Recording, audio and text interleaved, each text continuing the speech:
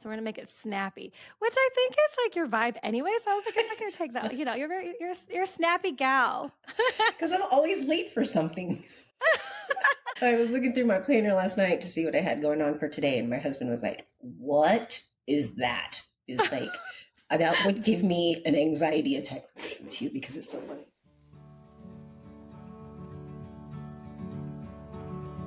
You're listening to Cultureful. I'm your host, Jess Lin. I had the pleasure of interviewing Stefanee Clontz, a 44-year-old Filipino and Spanish American woman from a suburb of Dallas who now lives in Atlanta. She's the director of operations for Hydra, a medical spa in the Atlanta area. Her life is incredibly fast-paced, juggling professional projects, family, and personal pursuits.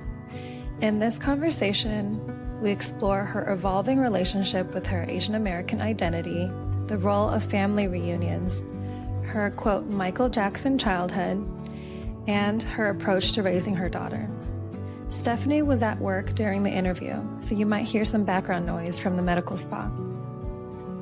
A quick note about the show. This is the last episode of Season 1. Season 2 will be dropping later this month. I've interviewed some fascinating guests for Season 2, including a Pakistani-American feminist writer born in Uganda, a third-generation Mexican-American sharing about her family history, a queer and polyamorous Colombian, and many other beautiful humans. I can't wait to share these conversations with you.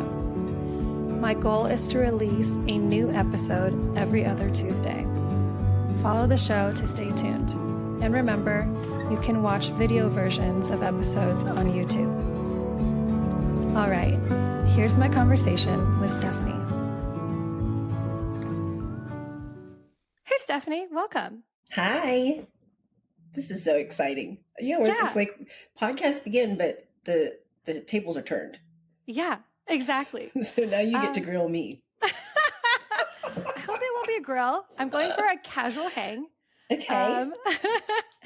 But yeah, I'm glad we met at the Asian American Advocacy Day, and we're just chatting over breakfast, and we're like, wait a minute, we both have podcasts. I do a podcast. Yeah. It's like that. Yes. And you were okay. I've been meeting, because I'm new in Atlanta, right? And I have been meeting a lot of people for the first time. And I really want to say you were so warm and down to earth. You were just Thanks. like super easy to talk to. And you immediately were like, let's interview each other on our podcast. I was like, oh, that's so exciting. Like last week, one of my friends was just telling me to manifest that I should try to, also be interviewed as a guest. Anyway, I really appreciate how warm you were. And we were talking about like Botox. You were just so real. And I really appreciate that about you. Because I didn't know why I was there. So I was trying to find somebody to what are we doing today? Yeah, I know. Me too. It was also my first time. So tell the listener about your podcast and like what it's about, where they can find it. Ours is called Does This Podcast Make Me Sound Fat? And I created it for our work, Hydra Plus. And I really just wanted to showcase the dynamic personalities of our weight loss clients and our testosterone patients. And like, I have the privilege of, interacting with these clients and patients on a daily basis. And even when I'm not at work, they're texting me, they're calling me, and they have such great stories. So imagine me pitching this to the owner, which I'm sure that all of my ideas are like, oh Lord, here we go again. But I'm like, hear me out. We have a podcast. We're going to call it, Does This Podcast Make Me Sound Fat? And then we're going to shoot it in the studio. We're going to have all these guests on. And he was like, okay, if that's what you want to do. And so we've been 4 months now, and I counted it yesterday. We've done 33 podcasts in 4 months, in between all of the patient appointments and all of the events that I go through during the week. Which is wild. And yeah, so you had me on. Thanks for letting me be a guest on your podcast. You had me on. And it was such a fascinating experience because we were in the lobby. People were walking to their appointments or whatever. Yeah, and I was just totally like, wow. Functioning office space.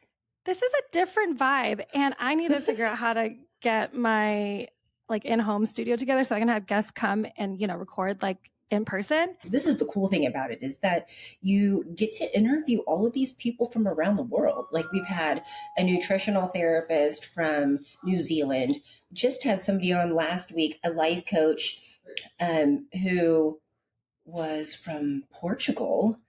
And then I had like another life coach, and he's from Cape Town.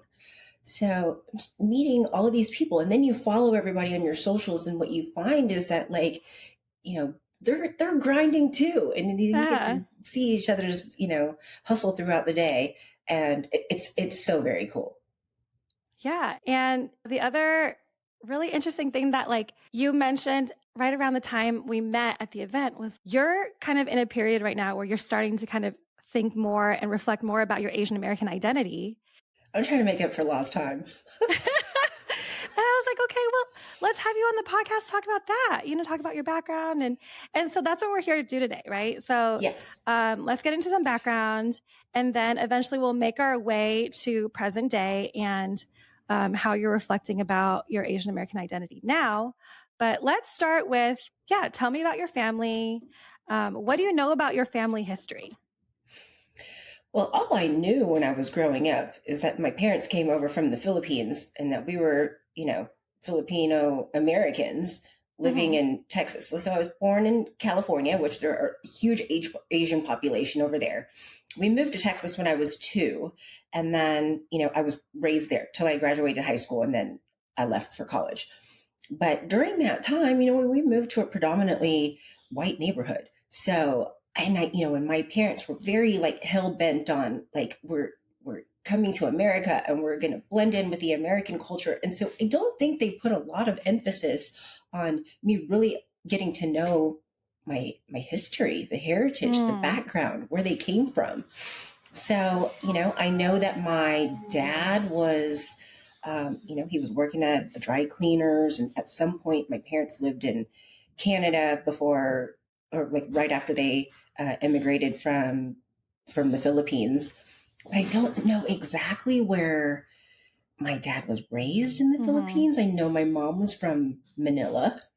And, I've been there once. So I really do have it on my radar to go there now that I'm an adult. And, my 10-year-old has some curiosity about going there too. But I really am so curious now, because I just didn't really know much when I was younger.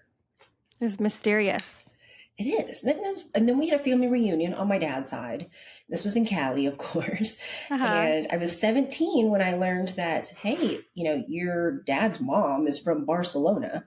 And then whenever I was talking about this with my mom, and she's like, oh yeah, and my dad, so this is my mom's dad, he's from Valencia.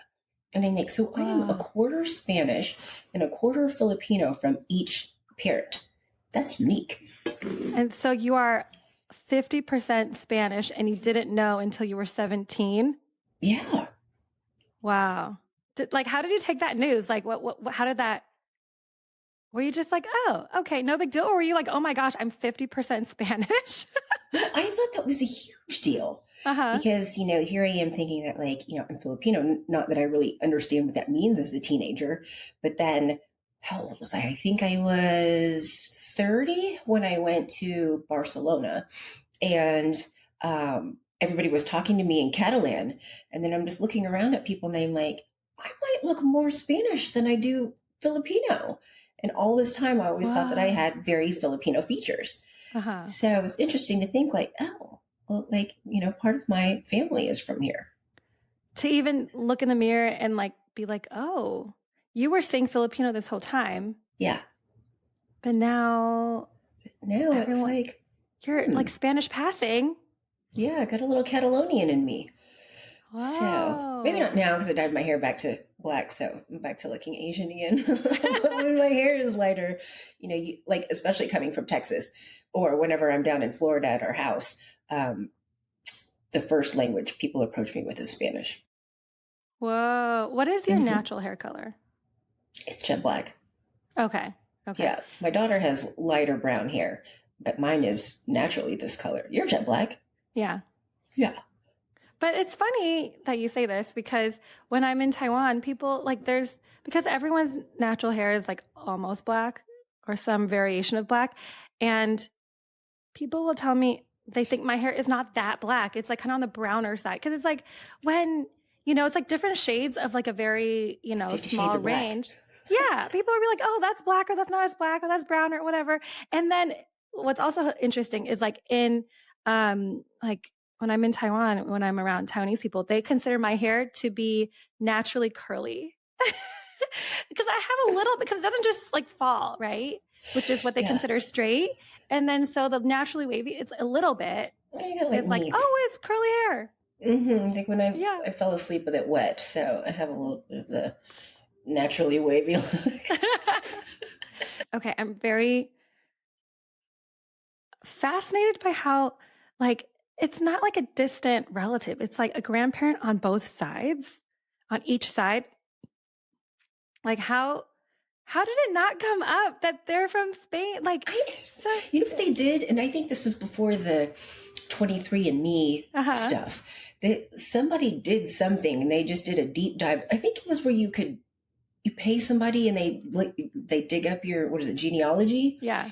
And so that's whenever they started going further back. And, so like apparently my paternal grandfather, like this, he fought for the U.S. as a Philippine citizen on behalf of the U.S. during World War II. In 1941, U.S. President Franklin D. Roosevelt promised U.S. citizenship and benefits to Filipinos who served in the U.S. military during World War II. Stefanee's family benefited from this, but most veterans were denied those promises by the 1946 Rescission Act, with justice only partially restored in the 1990s and beyond. So my paternal grandfather, since he was military, I know that they moved around a lot. So my dad speaks a lot of Filipino dialects. The most common one that they speak at home is Tagalog. That's the most widely spoken dialect in the Philippines. And that's the one that most people speak in Manila. Mm-hmm. And so I grew up in a bilingual household. English was the first language. Tagalog was the second. And unfortunately, I can only count to 5. I understand it 100%. If I'm around family or if I'm, if I hear people talking, I totally understand it. But as a first generation, we talked about, are we first or are we second generation? Right. But as, just growing up in the US, like instinctively, we just respond in English. So my Tagalog is not good. So you were first generation born in the US? Yes. Have you spent much time with your grandparents when you're growing up? Unfortunately, no. My grandparents, my dad's side was in Cali. My mom's side was in the Philippines. So my mom had quite a few immediate family members who were still living in Manila when I was a teenager. So you're in Texas. You're growing up. Predominantly white neighborhood, suburb of Dallas. What was the vibe of your community? And like, did you code switch a lot from, at home, what you would do versus like out in the world with your friends and at school? The vibe with my community was, again, it was predominantly white. There weren't even really many African-American kids in our school. And, I remember being a kid like in daycare and actually being ashamed that we spoke a different language. I didn't like it when my friends would come over and my parents were talking to each other in Tagalog. And I don't know why that was a thing. Because you think about Europeans and, a lot of Asians and other countries, like you grow up speaking at least 2, 3, 4 languages, right? Mm-hmm. And so I hate that. I was not proud that, hey, I've got like more cognition than you because I can speak other languages. And in raising my daughter, the first thing I did was put her in a Spanish immersion school. Oh, really? At 20 months old, she was learning Spanish and English. And then when she turned 3, she was in a school that taught Mandarin and Spanish in addition to English. So, whoa. That's the best time to do it is when you're young. And maybe that was part of the thing with my parents, just trying to, integrate as easily as possible, was not pushing too much Tagalog down my throat, not pushing too much Filipino culture down my throat. And they would talk to you in Tagalog, but you would just respond in English? besides the language, were there other aspects where now looking back, Filipino culture showed up in your life as a kid?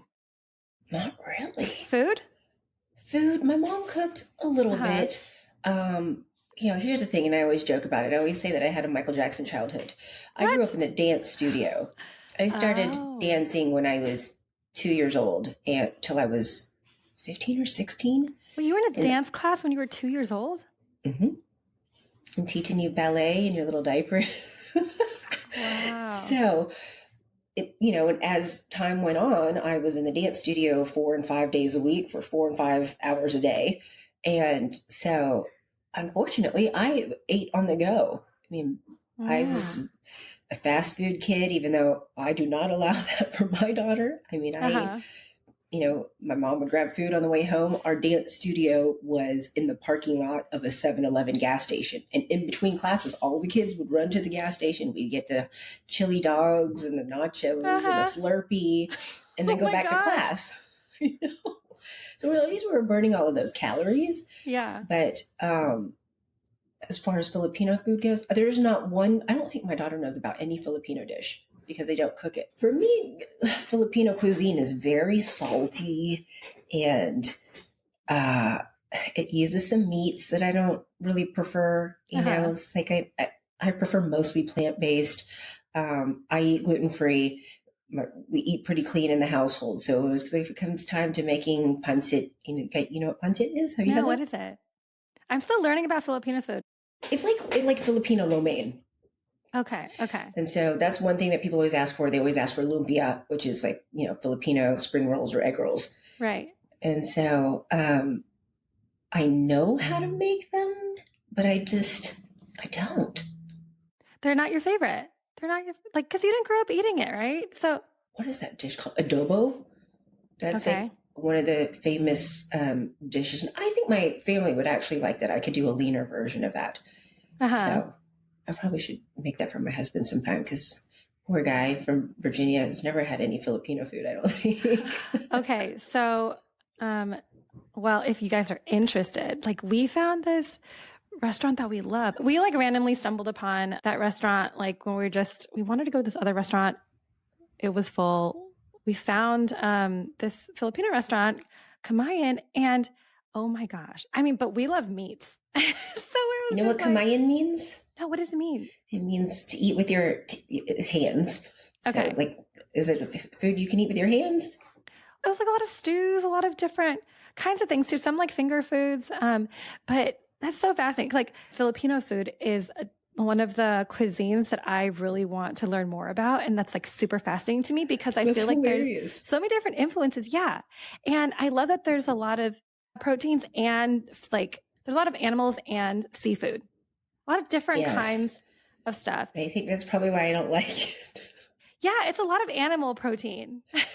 Yeah. I like it, like beef tongue and things like that where I'm like, okay, no, I can't. Maybe we'll just take your husband so he can experience. You don't have to go.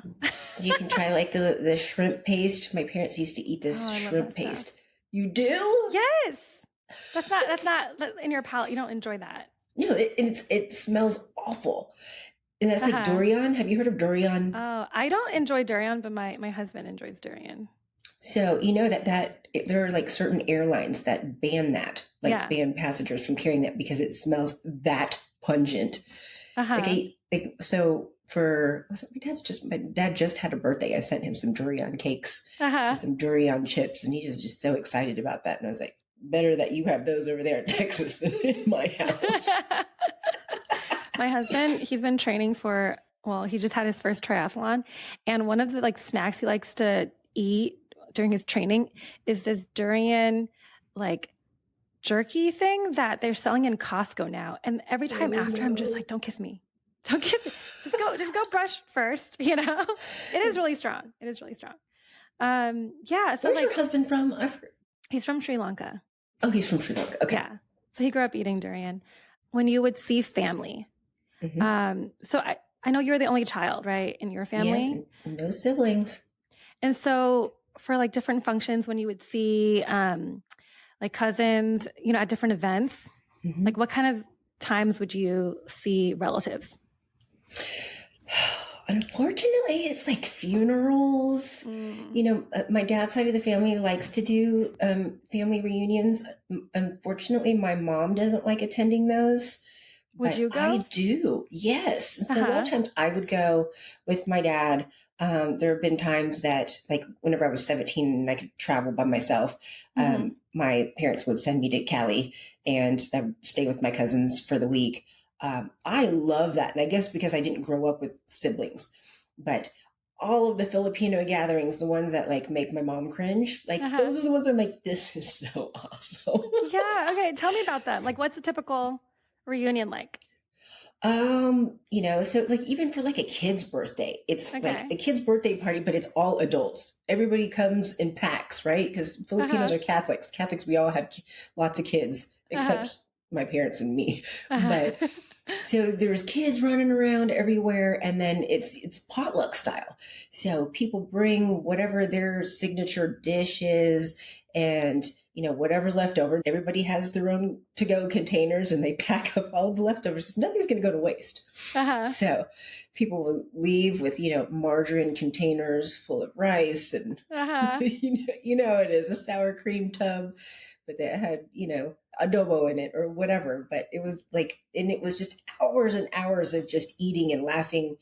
I remember my grandmother used to, whenever, because she would have like her siblings over, and they would play mahjong. Are you familiar with Uh-huh. mahjong? Very familiar. I learned how to It's play as a like, young kid, but did you by the really? time I was because your daughter's like 10-ish, 10, 11. She's 10. She's 10. And by the time I was like 7, 8, I was learning how to play because my parents love that stuff. Like it's my mom's, like, her favorite Saturday hangout with her friends is mahjong. So of Okay. course I was like, I want to learn, because like they look like they're having so much fun. It's like Yeah, Asian dominoes, kind of, right? kind of. Or Asian, like, dominoes or poker. Oh, Asian dominoes or poker. It's like strategic. Like, I don't huh. know actually how to play dominoes, so I shouldn't say that that's not strategic. I don't know how to. Maybe it is. I think you just match the numbers, right? Yeah. Well, but like mahjong is like more strategic than that. There's a lot of like doing statistics in your head and probability. Okay, I won't be good at that game. My Yeah. joke is I always tell people, like, if they're asking, all right, so how many dollars left? Is it this or that? Or what is the discount? And I say, I'm only half Asian. I'm not that good at math. You're perpetuating stereotypes. We're not all good at math. I'm not that good at math. Well, do you play the piano? I play the Well, piano. I grew up playing the piano like for just a couple of years and then I quit. And then Hmm. I played the flute after that. And I also played the cello for like a couple months. I played the flute for like 5, maybe like 8, I don't know, many years. Didn't like Did you it. play the violin? I did not play the violin. And then, fun fact, I ended up playing the trumpet for just one semester in high school because, like, in high school, I just was like, okay, I need, like, those trumpet guys are really cute. So I want to move from the flute wind section to, get to hang out with the cute trumpet boys. But Hmm. it was just too hard to play trumpet. I was not good at it. So I was just like, this is just mortifying every time they, get to me. So then I did color guard, which is its own other Yeah. experience. We're getting sidetracked. Back to the family reunion. So mahjong. Mahjong, lots of kids running around, and not to be forgotten, karaoke. Filipinos love to do Uh-huh. karaoke. And it's like, I remember as kids, whenever one relative was going to the Philippines and they always had to bring back stuff for other family members, right? I Uh-huh. always asked for dried mangoes and I always asked for some little sour treats. Some paluk is what it was called. But my parents and my aunts and my uncles, they would always ask for this. It was this huge karaoke machine. I don't even know what the Uh-huh. technology Oh was my like gosh, then. that's huge to bring back for somebody. So, yeah, so then like you plug it into your TV, and then I think it has this like database of songs. So Uh-huh. you type in the number of the song, and then we're singing Celine Dion, and my dad is singing Frank Sinatra, and we're Uh-huh. singing the Beatles, and like even kids would participate in that. Uh-huh. So That's that's how the party awesome. always ended, because it'd be like 4 a.m. and everybody's like, asleep on the couch or on the floor. Wait, so okay, singing, was there dancing too? Always. What kind of dancing? Well, you know that there's this thing that I don't know if you've ever seen any like Filipino like traditional stuff. They do it at parties. It's called tinakling, Mm-hmm. and it's these like bamboo sticks, and they do them in some sort of rhythm, right? And Uh-huh. somebody is jumping in between the sticks as they're moving up and down. And Uh-huh. so a lot of times they would do those at, when would I see that? Maybe weddings, and sometimes whenever people were just having an event and wanted to do some like traditional stuff. Like they would wear like the traditional barong, Uh-huh. which is like it's like this sheer cream colored shirt that people wear for weddings. People wear them for birthdays. Like that was considered like being dressed up just for Mm-hmm. men, right? Like my dad actually wore that to walk me down the aisle. And I was like, Uh-huh. "Are we sure we want to wear that?" Because I wasn't Filipino yet, right? Yeah. That's You hadn't, crazy. like that was like, okay, stuff you enjoyed when you were at family reunions, but not like when you would kind of code switch back to your usual life. Like, were you close to your cousins even when you were not at reunions? Like, would you guys like talk on the phone, like kind of stay in touch? Or was it kind of just like when you're in person, you're. This is going to date myself a little bit, but when I was a kid, Uh-huh. you had to pay for long distance calls. Mm. So we didn't talk on the phone a lot, but I have this relationship with my cousins where we can not see each other for years. And then whenever we would get together, it was like, I mean, we're Girl Scouts giggling Uh-huh. and having the best time.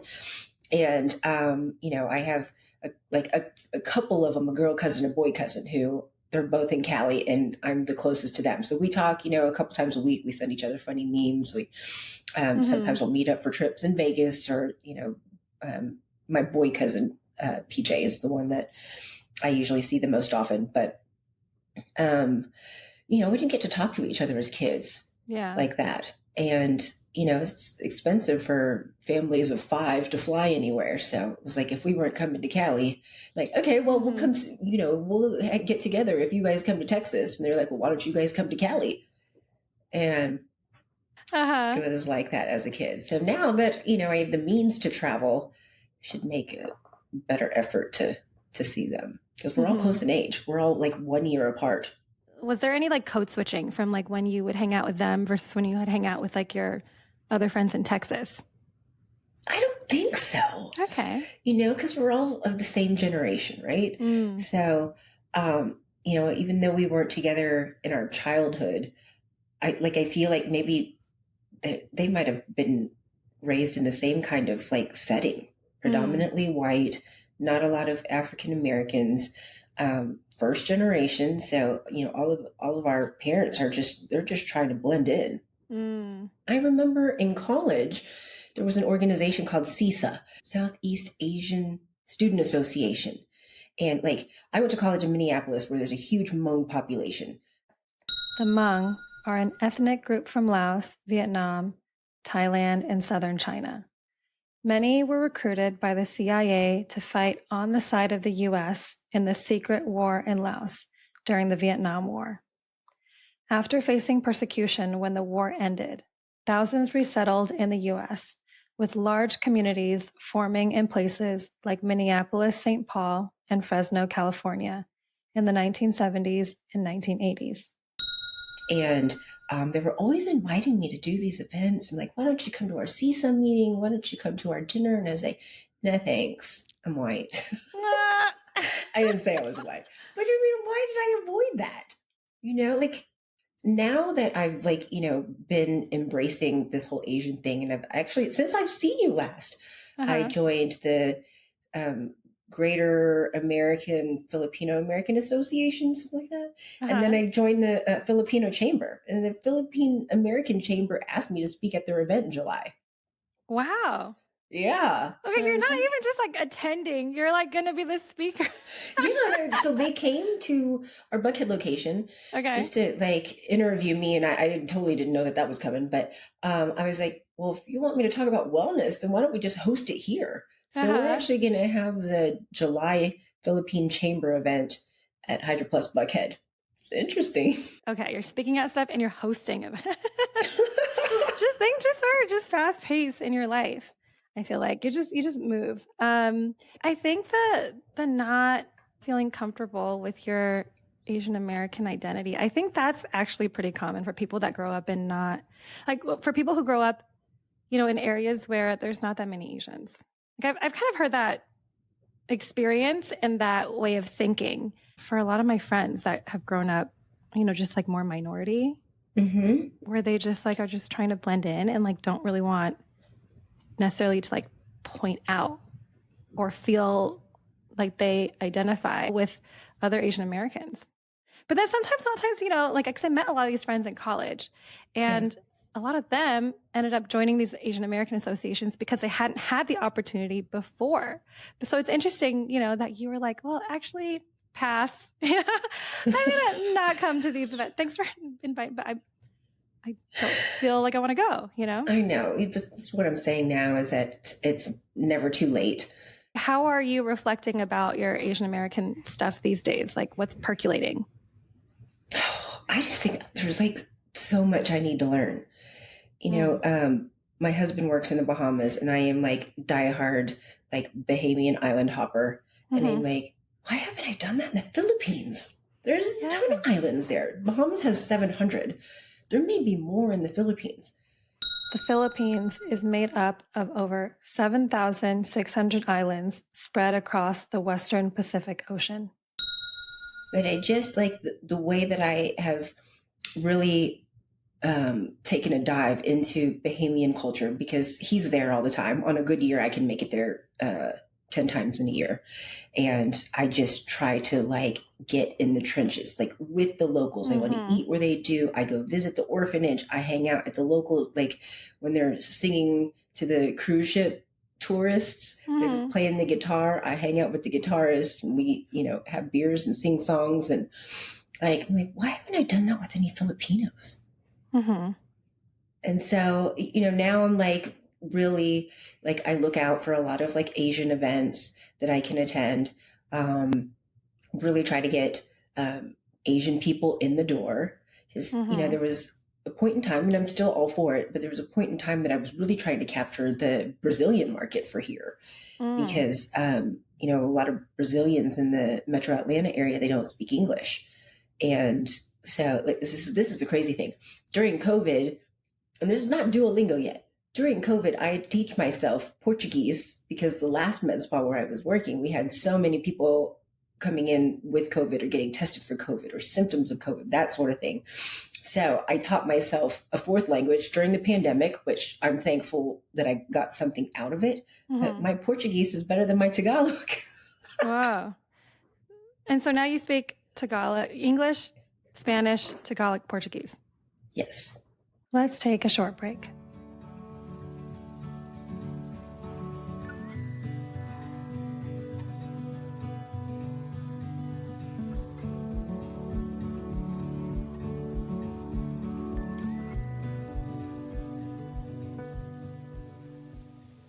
So one of the major family reunions that happened was when you went to the Philippines for your grandmother's funeral. Yeah. So it's bittersweet. My first trip to the Philippines, and my last, I guess, was 30 years ago. I was 14 years old.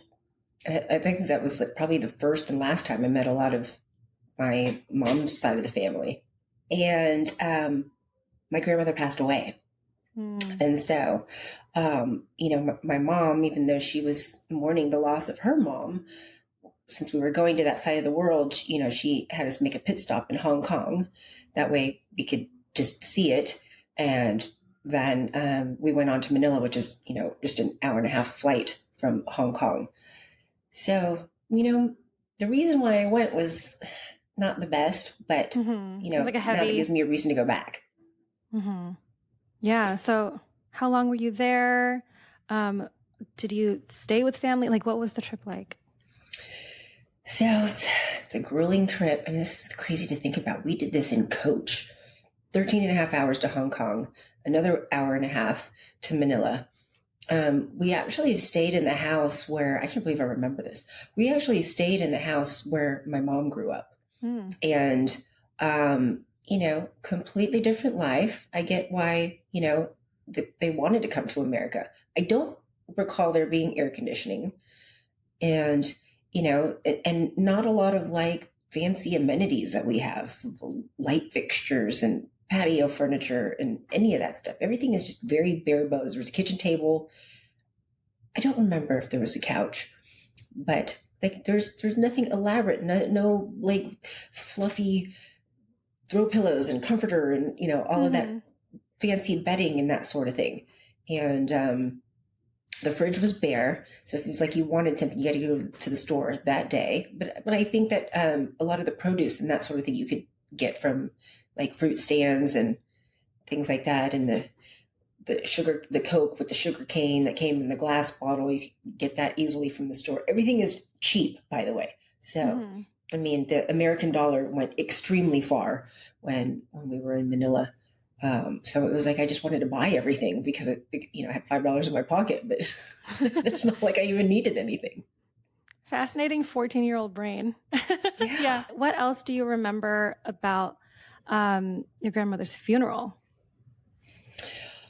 I remember that it's like it was not like how funerals are in the U.S. And I've not been to a lot of funerals in the States, but it seems to me that the traditions are different. So like in the U.S., everybody wears black, right? When we're mourning. In the Philippines, everybody wears white. So as a sign of eternal life. And so that was the first thing that I thought was really different, because I think that, as a kid or a teenager or whatever, I had a navy blue dress. I didn't know that we were supposed to wear white or cream. You were like prepping dark attire. Yeah.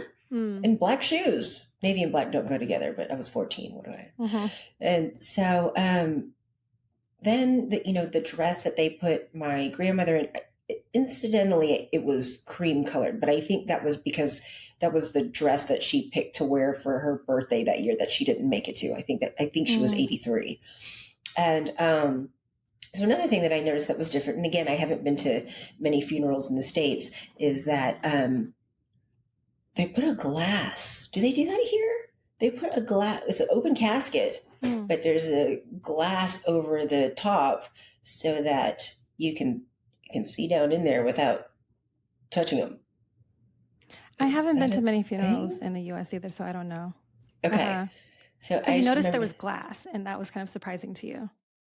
Because the funerals that I've gone to here, I mean, you can touch them, you can hug them, you can hold their hand and fix their hair and all of that stuff. But here it was like she was more like encased. And so I don't know. And I think that the preservation method is a little bit different too, because what I've noticed about people in the States, whenever they have a relative or a loved one die, today the funeral is like in 2 days, right? It's very like quick. And in her case, she died, and because everybody had to get from different islands, from different countries, I mean, the wake was like 2 weeks long. And so, and the wake is different like than it is in the US. And I don't know if this is just my family or if this is just how they do it, but whenever your relative is in the funeral home, that's where you stay. So yes, I said I stayed at my mom's house, but most of the nights I'm sleeping in the funeral home. I would just crawl up in a pew. But so then just people like continually come in and pay the respects, kind of like, what's going on with the Pope and the cathedral, St. Peter's Cathedral right now, is just people just kind of come in and they stay for however long, and people bring you food, and, sometimes they sleep there with you, or sometimes they go somewhere else and they come back the next day. But I mean, by the end of the 2 weeks, because everybody's had time to really process it, it's like, it doesn't seem like it's as devastating at the actual service. So you've spent the last 2 weeks just. So it's like more time to grieve before the actual ceremony. Yeah. So that was your first and only time you've been to the Philippines, and it was just Manila for the funeral. So like, when you hopefully have a chance to go again soon, would you bring your daughter the next time you go, and what would you want to show her? I think she's curious about it because my parents live in Dallas, Texas, and she's born and raised here in Atlanta. So we don't see them but maybe once a year. And same kind of like, okay, well, why don't you come to Atlanta? And they're like, well, why don't you guys come to Texas? And it's like whoever gives in first. And so, I want her to see our roots, and I want her to hear the language, and I want her to know, there's a lot of Spanish influence in the Philippines. There's a lot of Indonesian influence in the Philippines. And I think I even have cousins who are part Japanese. But just to see how her grandparents grew up and to see how different it is than the life we have in the States. Because I still, and it may be up for debate, but I mean, I have some reasons to believe that Americans are doing it wrong. Like, why are we not on a beach every day? Why are we under fluorescent lights and behind closed doors and not in fresh air and grass on our feet and just all the built up environment and How do you want to raise your daughter in terms of her like relationship to her cultural identity? I think once I learn more about it, then I can expose her to more of it. And then what I'll do in the meantime is have her come with me to some of these Asian events. I told her, remember how we were talking about, like I was next year for Advocacy Day. I'll pull her out of school for that, because there's no better way for you to, well, I guess interact with other Asians in the community, but also to learn how an idea becomes a bill, becomes a law. And so that, when she's college aged, she understands that your voice is heard more on the steps of the Capitol than it is by chaining yourself to the college campus and vandalizing the school and that sort of thing. So all of the things that are going on right now and the things that college students are doing, I want her to grow up knowing that, there are other ways to be heard.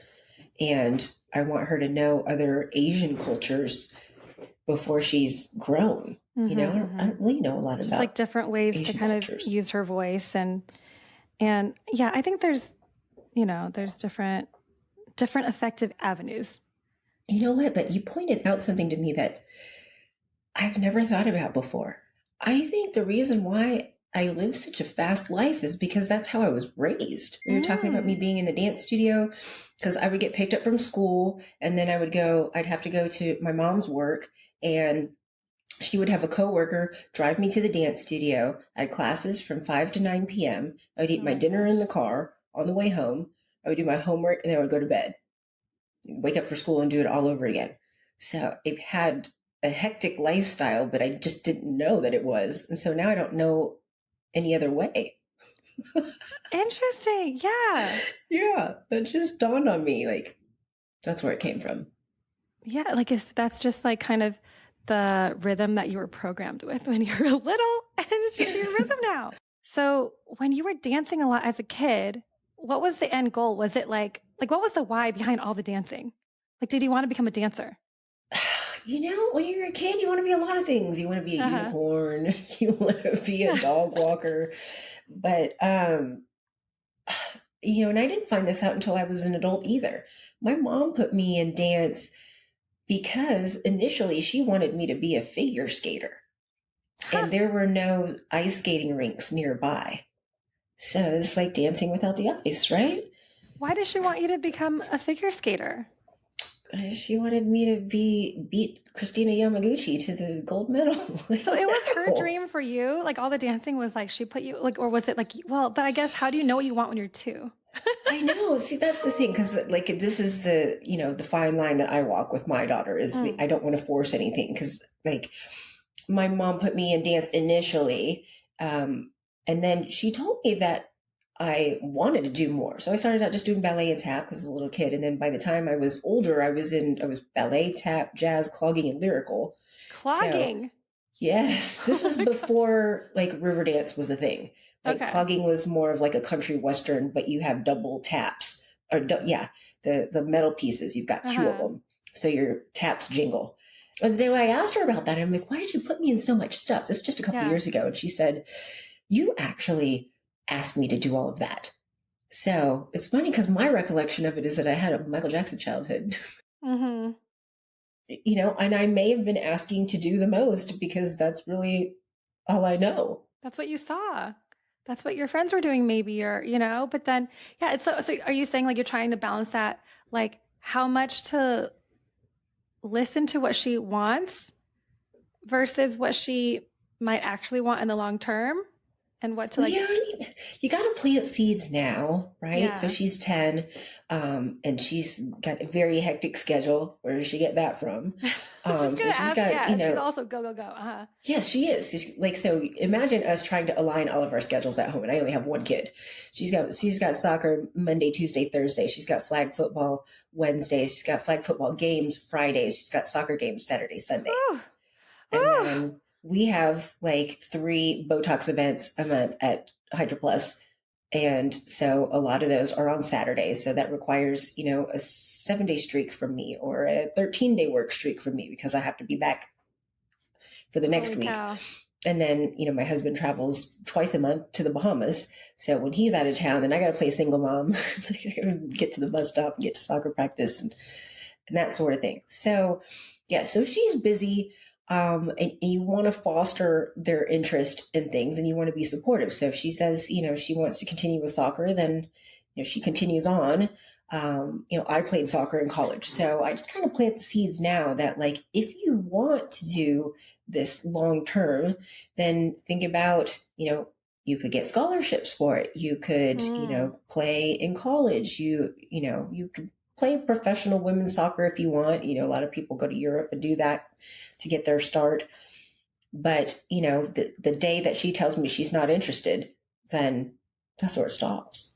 Awesome. Especially it's not cheap. It's not cheap to put your kids in extracurriculars that they don't want to go to. And so, okay, so you're saying that it's important to kind of get them interested and like start planting those seeds now, like, because I'm listening to this and I'm just thinking, well, and this I think is also me projecting a little bit because I think I was a little bit go, go, go when I was a kid. And only now after disability, after injury, after having to kind of like to treat my body with more respect, Yeah. learn how to rest. I did not learn how to rest until the disability journey started. And so I'm just thinking like, do you think about kind of, like teaching her how to balance? Or is that something you also think of for yourself? Because this is one of the questions I have for you, right? Like, how do you rest? How do you balance so you don't burn out? This is so funny because I was just thinking about this last night because we're going to be on a different show for Hydra Plus. Okay. And I was telling a friend about it and they're like, when do you sleep? Yeah. And the answer to that question was like, I sleep. I just do more than most people do when I'm awake. Mm-hmm. Right? So it's like, I'm not sleep deprived. I just have a very hectic day when my eyes are open. I'm not asking about sleep though. I'm asking about like, if you're go, if you're rushing, if you're going, like, does your nervous system have a chance to calm down? Like usually, to balance? Yeah. And have you ever heard that saying that if you don't give your body time to rest, your body will do it for you? And so that happens to me. So it's like if you don't schedule time for your body to rest, then your body's just it'll shut down for you, right? Mm-hmm. And I have days like that. Usually, I try to plan at least a trip once a month as a reset. Whether it's just going down to our house in Florida and sleeping in and laying around on the couch all day, or if it's a solo trip somewhere just to explore, just do everything on my own time. For me, that's kind of the reset. And that's kind of balance. And that's not for everybody. Some people need to have like, okay, I need to have a full weekend or I need to have a full, and I don't have that privilege and that's okay. I can tell whenever it's getting to me, usually about like when I have to work a long streak, I've timed it out. It's day 10. When I've worked 10 days straight at Hydra Plus, it starts to weigh on me. Because that's when it starts to weigh on you. Wow. Yes. Okay. It's like I can tell that I'm a little bit more agitated and I can start seeing it under my eyes and I can start like feeling that, I feel like my brain is melting a little bit. So, I have to be mindful of that because, I've done 30 days straight into January when, we specialize in weight loss during the new year. Okay, this question comes from this reel that I saw. This Ali Wong reel. She's this Asian American comedian, right? One of her stand-up bits, she did this thing where she was talking about how I think, and I'm probably going to butcher this in my rephrasing of it. She talks about how women lie to ourselves that when we have family and career, we're going to be happy. But she actually had both. Like when she was doing that thing, she was like, I have both, but I want more. So my question for you is, like from the outside, okay, you appear to me to be very successful and you have family. And you're, go, you're doing all these things. You're appearing on magazines. You're doing photo shoots. I see you're just like doing all this stuff. And like, you appear to be very successful, right? And you have family. And so, yeah, is this like all that you want? Do you want more? I want more. What do you want? What do you want? I was telling my husband that the other night. It's like, Yeah. anytime I have a little gap, I'm like, all right, I've got 4 minutes. Should I get my nails done? Should I start a skincare line? Should I write an ebook? And so, I mean, I think maybe that's just innate. I've always done that. Even in college, what is considered full-time? 12 credits? I would always take 20. What? So I actually finished an entire year early and just had to take some like independent study credits just to keep my eligibility for soccer. But I was done. What makes you happy? Like, is it like achieving more? Like, so when you say you want more, is it like you want to do more things because why? I guess it's my question. I don't know. It's just like almost a challenge, like personal challenge, personal fulfillment, where it's like, well, I did that. What makes me happy is traveling.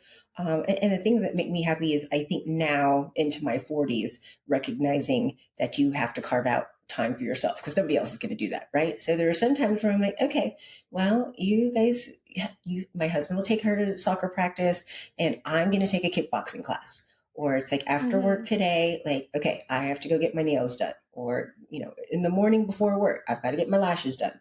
But really like taking the time for self-care, I think that just makes you happy because it's like, even as a parent and then also a working parent, it is so easy to neglect yourself.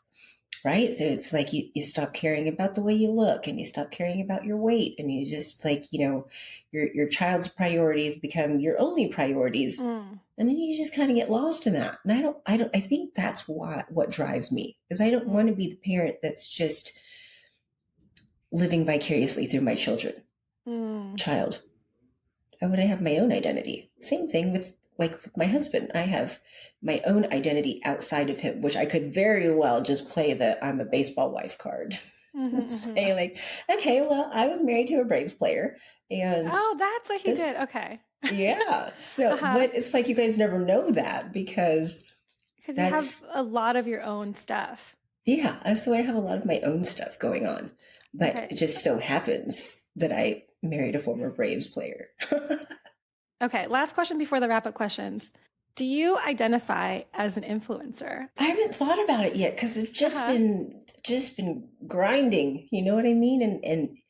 And you hope that, the stuff that you're putting out there is being seen by people and being heard and it's impacting people and it's, that people are reading your articles and that people are watching your podcast. And it's funny when I hear people are like, yeah, I feel like I'm kind of stalking you because I watch all your podcasts. I see what you're doing. And, and selfishly, I started doing that because I started getting a lot of interest. Like I would post a picture of me drawing up a B12 shot, or I would post a video of me doing something at work and I would book 2 appointments off of an Instagram story. And I'm like, you know what? I need to keep going. And so that's kind of how it builds. I don't know if I'm an influencer yet. Maybe I'm headed in that direction.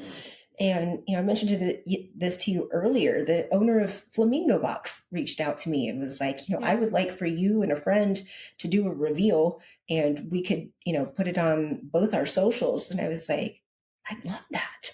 So they're just open to so many different projects and ideas and TV shows and all that stuff. So I think after our streaming TV show comes out, which is going to be September, I'll send you the info on that. But we're shooting that this May, and it's called Women in Power. Awesome. I think maybe that's probably going to be a turning point for me, because that's going to go on all the big streaming apps. A show called Women in Power, 15 episodes. Hydra Plus is going to be featured in its entire episode of its own. And I'll be flying down to Miami to shoot the narrative.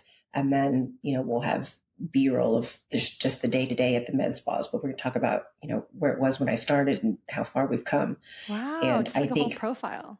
Yeah. It's like going to be a docuseries. And so I think when that comes out, then I could be like, you know what? Yeah, okay, I'm an influencer. I see that now. Yeah. Okay, so let's wrap up because I know you have to head out. How do you want the listener to connect with you, follow you, or what would you like to plug? Definitely connect with our med spas. We've got an awesome, menu of services here and treatments. It's at the Hydra Plus, TheHydraPlus. And then you can follow me. I am the biggest advocate of Hydra Plus. I eat, sleep, breathe Hydra Plus. So my, Instagram is filled with all of that stuff too. It's Stefanee Clontz, StefaneeClontz, just like the baseball player, Brad Clontz. Just like the okay. And I tell people that when they ask me how to spell my name, like, just like the baseball player, and like, oh, okay. Okay, I gotta look him up. I'm not into baseball. I didn't know he was a famous baseball player. Okay, so and then the last question. I'm gonna throw you a curveball because I'm too curious about this thing. So I'm gonna replace the usual last question with this question. So out of all of the, you just do a lot, right? So I'm just curious, like, what's your favorite thing you do professionally right now? What's your favorite thing you do personally? And then your favorite thing you get to do with your family? Professionally, and I didn't really know what I was doing, but I really like doing this podcasting stuff. Yeah. And I think really because you get to connect with so many people, and most of our guests, are talking about wellness. They're talking about Tai Chi or like how to improve your life or how to, reclaim your energy or that sort of thing. And so I feel like I've learned so much, even though selfishly people want to do podcasts because they want to plug themselves or they want to plug their business. And then it ends up being this I actually want to be friends with you. Yeah. You just have a great time with everybody. I feel the same. Yes. I feel the same on here. Yeah. So that's professionally. What I enjoy most personally, which I just started this about a year ago, but I started boxing. I had a friend who, owns a boxing gym in Marietta. And I'm like, should I try boxing on ClassPass? And he's like, you actually might like that because that's a lot of cardio. And so I bought the shoes and the gloves and the wraps and the outfits and, and I go to my first class. I don't know what I'm doing. I'm just bopping on the bag. And then for whatever reason, I just ended up loving it. And, turns out you burn like 700 calories in a class. So about 6 months ago, I got into kickboxing. So now I can do a little bit of both. But I mean, that's really when I am trying to make time for myself outside of self-care stuff, I always have to carve out time to take a boxing class or a kickboxing class. It sounds like it fits your high-paced, even as a, so. hobby. It's still fast. Yeah. And stress relief. And efficient. Yeah. Okay. And then family. I'm going to say traveling is the best with family. I can travel solo, but it's always better when you've got husband and kid and or both with you. I think that's the reason why, instead of giving each other things for special occasions, we give each other experiences, right? So my daughter chose Denver last summer and we had a ridiculously amazing time. And my husband's birthday is this Friday. I was like, what am I going to do? But you know what? The NFL has several games in Europe this year. I think I'm going to book us a trip for him to see the Miami Dolphins in Madrid. Oh, wow. I got to look at flights. Thank you for being here. You're welcome. Thanks so much for listening, and I hope you enjoyed this episode. You can find Stefanee's podcast and Instagram handles in the episode description. Season 2 is dropping soon. Follow and hit the bell button to be notified when new episodes are published. If you like this podcast, follow and review to support and help us grow. Thank you to Leviora03, who reviewed the Tonisha Part 1 episode. saying, "Awesome share. Love it. I found it to be humbling, heartfelt, and ravenly humorous." Thanks, Leviora03, for the generous review. It really does help. As always, you can connect with us on Instagram at The Cultureful. This episode was produced and edited by me, with advising and executive production support by Ruben Nana Ruben. I'm Jess Lin. See you soon for Season 2.